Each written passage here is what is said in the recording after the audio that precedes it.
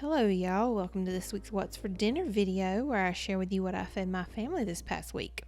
If you're new here, welcome. I hope you'll consider subscribing and come back for more videos like this one. I also share my weekly grocery haul on this channel every Sunday. So if you are returning, I would also like to say thank you so much. Your support is what keeps this mama going. With that being said, let's get on into this video, guys.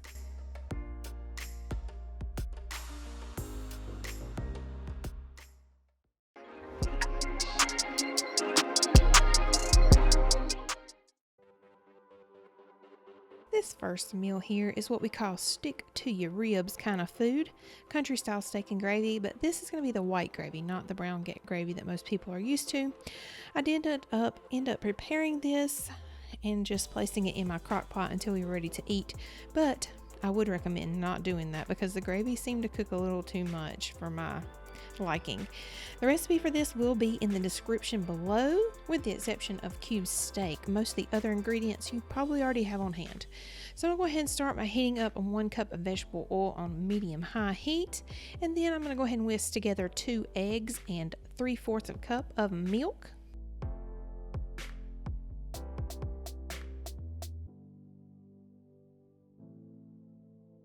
And next I'm going to go ahead and make a dredge out of 1 cup of flour, 1 teaspoon of garlic powder, 1 teaspoon of onion powder, salt, and pepper.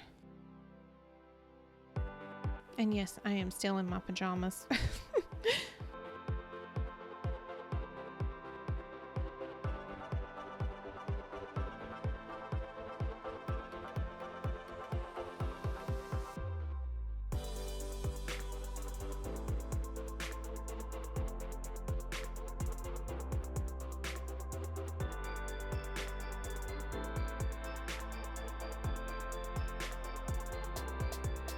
Okay, now I'm going to go ahead and dip each piece of cube steak into the egg mixture, then into the flour mixture, and then into the hot oil in the pan here, and then we'll cook on each side for about 4 minutes. Now I want to go ahead and take this time to explain my thinking for adding this all to the crock pot. So in my experience, cube steak can be kind of tough, so I was hoping by letting them hang out in the crock pot for a few hours that the gravy would maybe make the meat more tender. Well, it didn't really help all that much in my opinion. It ended up just basically ruining my white gravy, so you know, lesson learned there.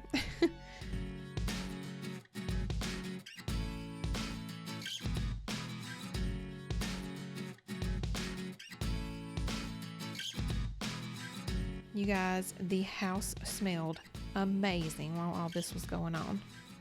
It was breakfast time and I wanted to go ahead and eat dinner.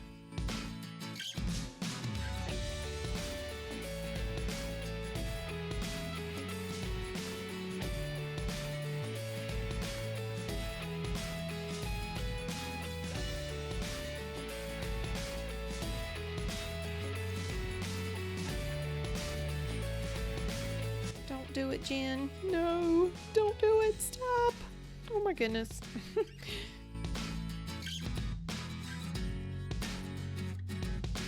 Alright, so here I'm going to go ahead and fry up the last couple of pieces of steak that would not fit in the pan, and then I'm going to start working on making the gravy. So not sure what happened to the footage of me making the gravy, but after removing the steaks, I removed all but 1 tablespoon of the oil, and I also left the drippings in the pan. To the oil, I added about 1/4 of a cup of flour and then let that soak up the oil really good and scraped the drippings up out the pan. After a minute or so, I added in about 3 cups of milk, and after all of that, I put in a little salt and pepper to taste and then stir constantly on medium heat until it thickened up.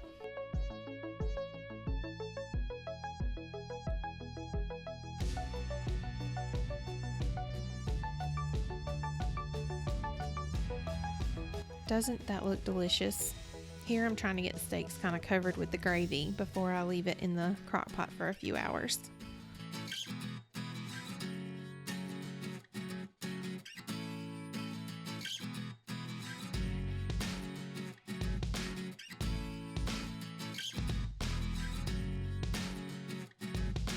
For the sides, I am making mashed potatoes and fried okra.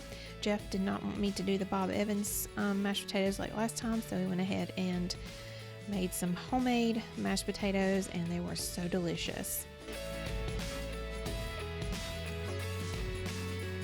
Why does this make me think of that time that I sliced my thumb open with a mandolin slicer? It would not stop bleeding for nothing, you guys.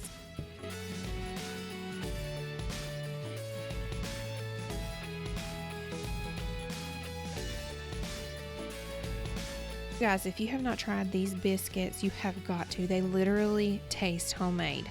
They do take about 25 minutes in the oven, but oh my goodness, they're so worth it.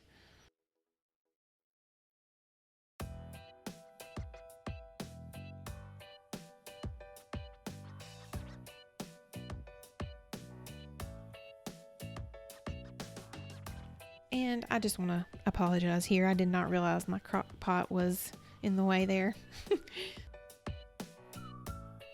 Whipping up them taters. All right, here it is. I'll plate it up. It was delicious, but would have been better straight out of the pan. Next time, Jen.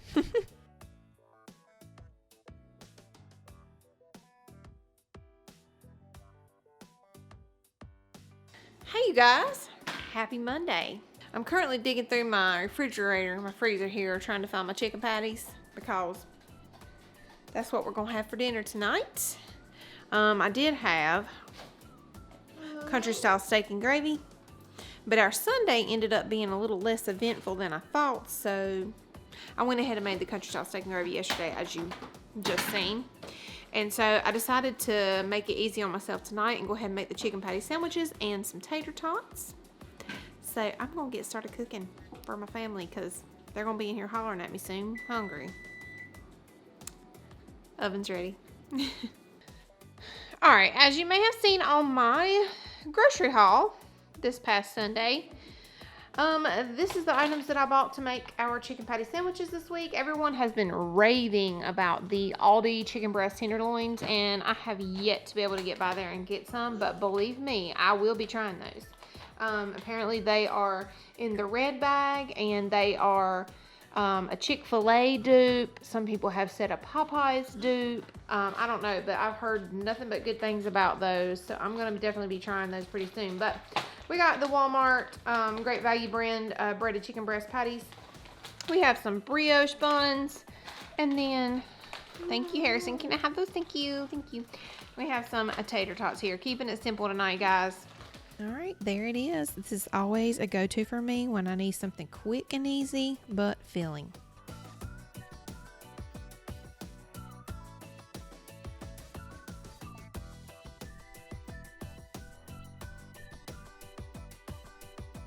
This right here is some real life for y'all. Jeff wanted pizza from our favorite pizza buffet this night here in town, so we still aren't taking the boys out to eat, so we just brought it home to them. Jeff wanted a Fiesta chicken, and the boys and I got half supreme and half cheese.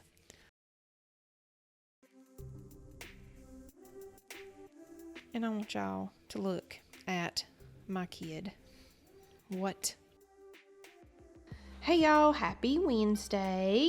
Tonight's dinner is a skillet tortellini with sausage and pesto. I will link the recipe below. I found it over on Pinterest.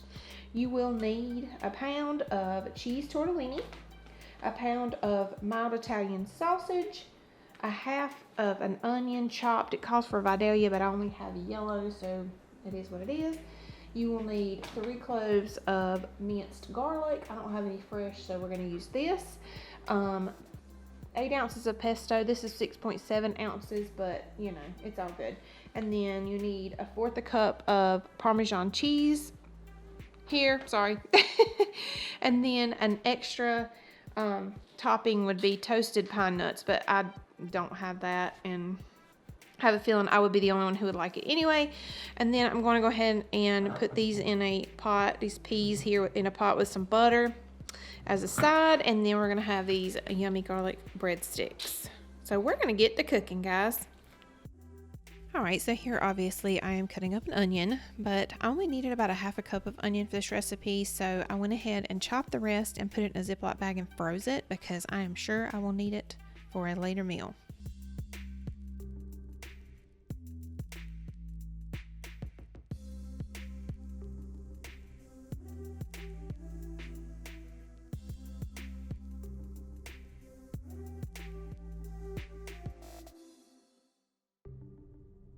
Look at me looking like I work at the Olive Garden. Yum, that sounds so good, guys. All right, so now I'm going to add the tortellini to boiling water and boil for about 3 minutes. And now I'm gonna go ahead and prepare my pan and cook the sausage.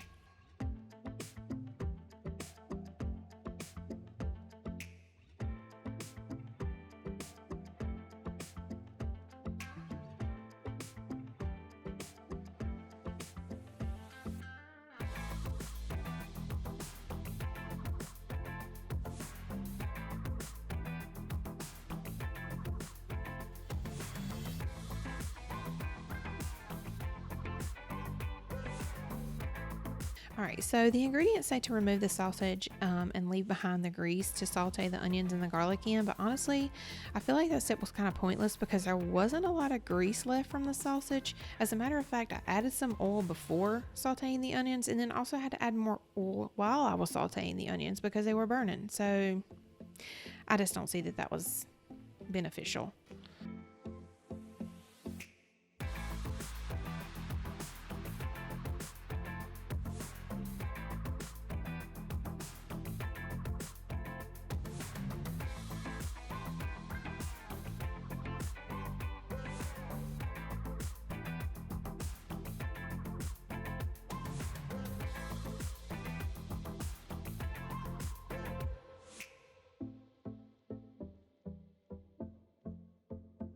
All right, so here I'm going to go ahead and add the sausage back and get it all mixed together with the onions and the garlic.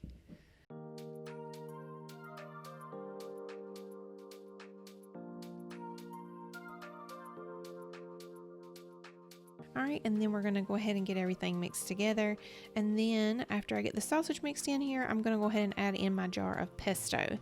This particular one here came from Aldi.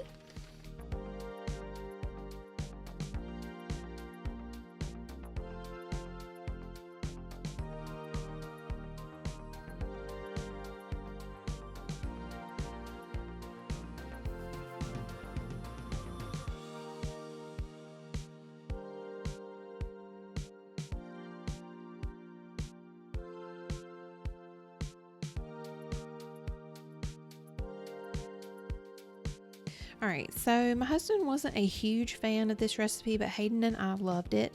It's a very distinct pesto taste, so if you don't like basil, you may not like this.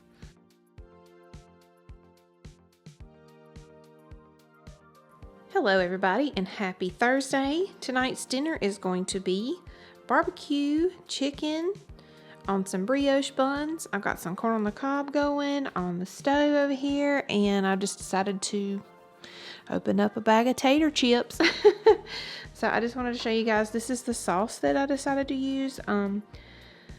We got this Carolina Tangy Gold because you may know, you may not, we are from North Carolina and we like a vinegary based sauce here in North Carolina, so I wanted to try this. Also, my brother said that it was really good, so I have already tasted it and it does taste pretty good. So I put this chicken in the crock pot earlier with a packet of ranch dressing, and I'm fixing to pull it out and shred it, and then I'm going to add it back to the sauce and mix it all together.